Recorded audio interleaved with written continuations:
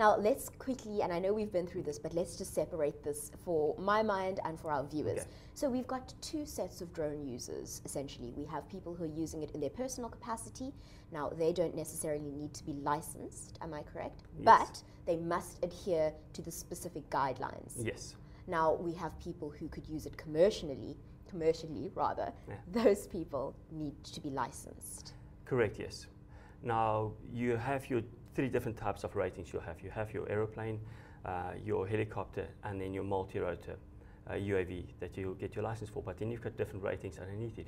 You've got visual line of sight, extended visual line of sight, beyond visual line of sight, and as well as your night rating. So just like a normal pilot, you'll have your type and your different ratings coming on to effect as it.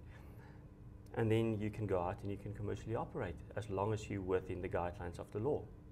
Now, I'm very certain that there are people out there operating commercially without any type of licensing and not adhering to the Civil Aviation Authority's guidelines when it comes to UAVs. What could be the implications for somebody illegally operating commercial UAVs? It is quite a heavy one. It's 10 years in jail or 50,000 Rand fine. Yikes. So that's not something to joke about. Definitely not. And it is obviously going to be enforced. This isn't just a threat on the part of the CAA. No, definitely not a threat from the CAA. They do have an anonymous tip line, or you can go to the CAA.co.za website and you'll see there's a section where you can report illegal operations. You can even report a helicopter, an airplane that's flying too low over your house, you can report there. And now any UAV that will be operating in South Africa commercially will have a registration, and it will have a registration plate on the UAV itself, whereby it will be identified. And that registration is just like a car number plate, and it gets tracked back to the official operator and owner of the UAV. So there's really no hiding from this. Really, there is no hiding. And the best thing about these things, most of them have GPS tracking on them. So it's very easy to notify somebody and be able to put on a GPS tracker and see where UAVs are operating within a specific area. Once that UAV has landed, and say for instance the civil aviation then arrives at this specific location, they can access the memory card on that specific black box and they can retrieve the data. So it is not accessible to anybody that's sitting in a park and seeing somebody flying or operating illegally. However, once that UAV lands, it's very easy to get the registration plate of that, since it needs to be clearly marked and noticeable on the UAV itself. If it does not have a registration plate on it, it's clearly a private flight and non-commercial in that regard. If it's in a public space, that would be considered illegal. Now, Bram, you mentioned at the beginning of the interview that the South African regulations have consulted, or rather looked at international best practices when it comes to putting together our set of regulations. How do we compare to other countries that have regulations on these types of aircraft? I think some of our laws are a little bit more relaxed. Some countries don't even allow beyond visual line of sight operations. Now, beyond visual line of sight is something that's beyond a kilometer, so it's basically out of your view.